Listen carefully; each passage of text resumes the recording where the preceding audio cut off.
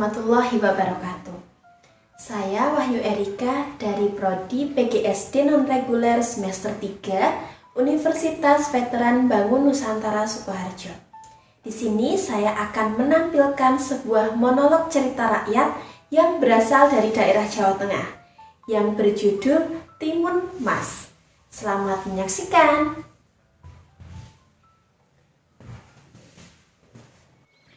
Pada zaman dahulu kala, di sebuah desa di daerah Jawa Tengah, tinggallah seorang janda parubaya yang tinggal sendirian.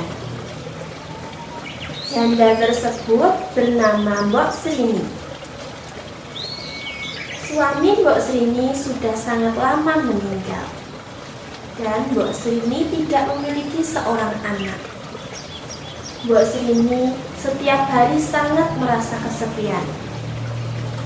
Setiap hari, Mbok Srini bekerja sebagai pencari kayu bakar di hutan.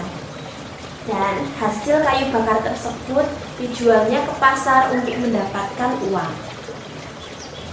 Sepulang dari pasar, Mbok Srini pasti merasa sedih karena tidak ada seorang pun yang menemaninya di rumah. Mbok Srini sangat memimpikan seorang anak, tetapi hal itu tidak akan mungkin terwujud karena dia sudah tidak memiliki seorang suami. Setiap hari, setiap pagi, siang, dan malam hari, Mbok Srini tidak pernah lelah berdoa kepada Tuhan, mengharap Tuhan melihatnya dan memberikan keajaiban agar dia memiliki seorang anak yang dapat menemaninya hingga masa senjanya. Pada suatu malam, saat Mbok Srini tertidur lelap, tiba-tiba ia bermimpi bertemu raksasa yang besar dan menyeramkan. Raksasa itu meminta Mbok Srini untuk pergi ke hutan untuk mengambil bungkusan di balik pohon besar, di mana tempat itu adalah tempat biasa Mbok Srini mencari kayu bakar. Pagi harinya, saat terbangun, Mbok Srini merasa bingung dan kaget. Apa arti mimpi tersebut? Mbok Srini berharap dan sangat cemas. Mungkinkah ini adalah jawaban dari doa-doa Mbok Srini melalui raksasa tersebut? Apakah bungkusan yang dimaksud di mimpi itu adalah seorang bayi? Mbok Srini sangat berharap. Akhirnya, Mbok Srini menemukan bungkusan di balik pohon besar itu. Kemudian dibukalah bungkusan tersebut dan ternyata bungkusan itu bukanlah seorang bayi, melainkan satu biji timun. Kemudian dari belakang Mbok Srini ada raksasa yang sangat besar. Raksasa itu tertawa terbahak-bahak. Ha ha ha ha. Mbok Srini menoleh ke belakang dan ia merasa ketakutan. Namun, dia tetap bertanya kepada raksasa tersebut. Apa maksudmu, wahai raksasa? Mengapa engkau memberikan aku sebiji timun? Raksasa itu menjawab, aku tahu kamu ketakutan, Mbok Srini. Aku tidak akan memakanmu. Biji timun ini engkau tanam di belakang rumahmu, dan kelak biji timun ini akan memberikanmu seorang anak. Kata raksasa itu sambil tertawa terbahak-bahak. Namun, ternyata kebaikan raksasa tersebut ada udang di balik-balik. Ada kejahatan di balik kebaikan. Sang raksasa meminta Mbok Srini mengembalikan bayi di usianya yang 17 tahun karena raksasa itu akan memakannya. Dia tidak akan memakan Mbok Srini karena Mbok Srini sudah tua, tapi dia akan memakan anak dari timun yang akan ditanam Mbok Srini. Tanpa pikir panjang, karena Mbok Srini sangat memimpikan seorang anak, Mbok Srini mengiyakan syarat tersebut. Mbok Srini kemudian pulang dengan hati yang gembira, sangat berharap bahwa perkataan si raksasa itu benar. Ditanamlah satu biji timun itu di belakang rumahnya. Dia rawat, dia siram setiap hari hingga berbuah. Timun itu berbuah hanya satu, namun besar melebihi timun-timun pada umumnya. Dan warna timun yang ditanam Mbok Srini warnanya sangat cantik. Warnanya kuning keemasan. Hari berganti hari, timun yang ditanam Mbok Srini tumbuh membesar, dan setelah dirasa matang, Mbok Srini memetiknya dan membelahnya. Betapa senang dan terkejut Mbok Srini melihat apa yang ada di dalam timun tersebut. Di dalam timun tersebut ada seorang bayi perempuan yang sangat mungil dan cantik.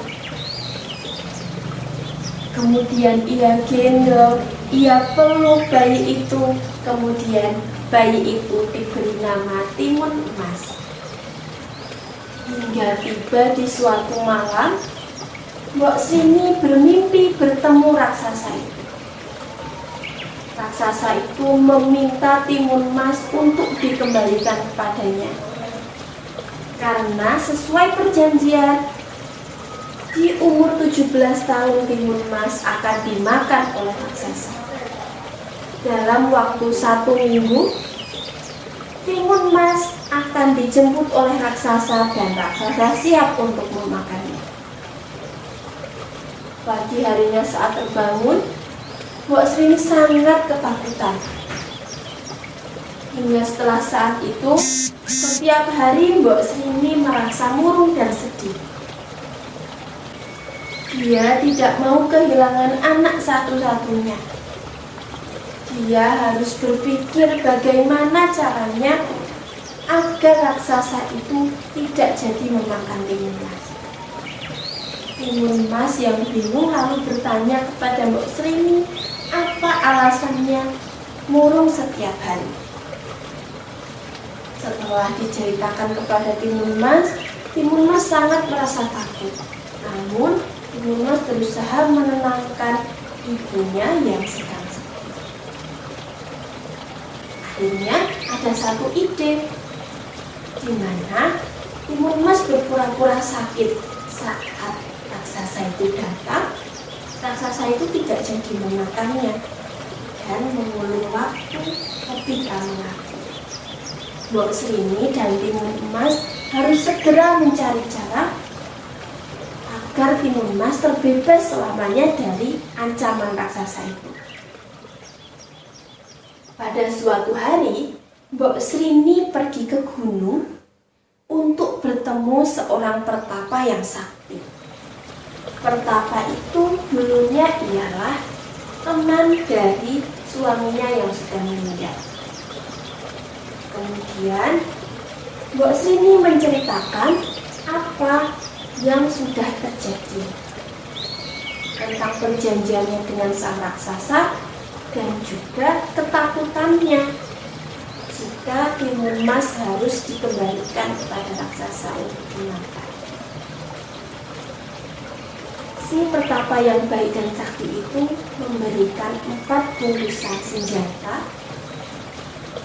untuk diberikan kepada raksasa saat raksasa memaksa dan mengejar Timun Emas dan Mbok Srini. 4 bungkusan itu berisi jarum, garam, terasi, dan biji timun. 4 senjata itu diberikan kepada Mbok Srini, dan Mbok Srini berterima kasih lalu pulang dengan hati yang sedikit lega. Kemudian tibalah raksasa di rumah Mbok Srini. Raksasa itu mengancam dan marah-marah kepada Mbok Srini. Jika sampai tidak menepati janjinya, maka Mbok Srini dan Timun Emas akan menerima malapetaka. Saat bersiap untuk memakan Timun Emas lari sekencang-kencangnya menuju hutan. Dan raksasa yang marah itu mengejarnya tanpa henti. Timun Emas melemparkan satu senjata yang diberikan oleh sang ibu dari pertapa itu berupa biji timun. Dilemparkannya ke arah raksasa tersebut, dan seketika hutan tersebut menjadi hutan timun yang melilit-lilit raksasa. Kemudian lari lagi Timun Emas. Namun hutan timun itu tidak berhasil untuk memadamkan si raksasa. Raksasa dapat terlepas dari lilitan hutan timun itu, dan dia semakin marah. Raksasa itu berteriak-teriak. Kemudian dilemparkanlah senjata yang kedua, yaitu berisi jarum. Setelah dilemparkan, dengan ajaib hutan tersebut berubah menjadi hutan bambu yang tajam dan lancip. Raksasa itu meskipun sudah terluka karena ancaman dan tusukan dari bambu yang runcing tersebut, dia tetap bisa lolos dan mengejar Timun Emas kembali. Timun Emas merasa ketakutan dan dilemparkanlah senjata yang ketiga yang berisi garam. Seketika daerah yang terlempari oleh garam tersebut berubah menjadi lautan yang dalam. Namun sangat mudah dilalui oleh si raksasa. Timun Emas semakin ketakutan karena senjatanya hanya tinggal satu. Dengan berdoa, dengan memasrahkan diri kepada Tuhan, dilemparkanlah senjata terakhir itu. Senjata terakhir itu berisi sebuah terasi dan berubah menjadi lautan lumpur yang dengan cepat menenggelamkan raksasa itu hingga tewas. Setelah melihat raksasa itu tewas, betapa senangnya Timun Emas, lalu berlari pulang ke rumah menemui Mbok Srini. Mereka berdua, sang ibu dan anak yang saling menyayangi, akhirnya hidup damai tanpa ada ancaman dari siapapun. Terima kasih sudah menyimak video monolog cerita rakyat dari Jawa Tengah yang berjudul Timun Emas sampai selesai. Terima kasih dan wassalamualaikum warahmatullahi wabarakatuh.